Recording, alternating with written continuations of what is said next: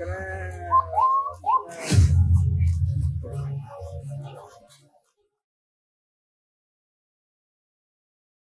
di media sosial sebuah video yang perlihatkan mobil patwal milik polisi melindas bendera Israel.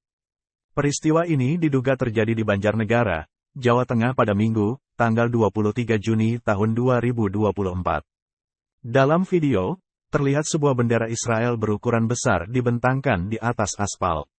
Tak berselang lama muncul mobil patwal polisi yang melindas bendera tersebut. Aksi serupa juga diikuti oleh orang-orang berkuda yang mengenakan kefiyeh. Video ini pun menjadi ramai diperbincangkan netizen setelah diunggah di media sosial X.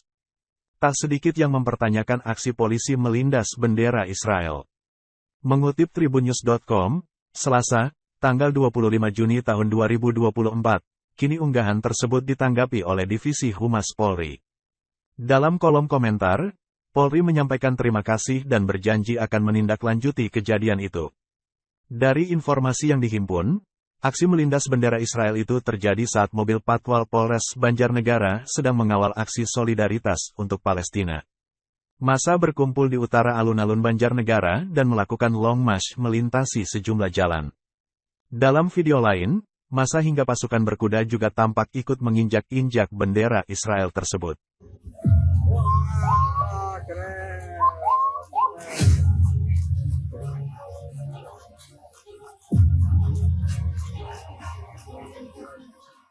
Download Tribun X sekarang, menghadirkan lokal menjadi Indonesia.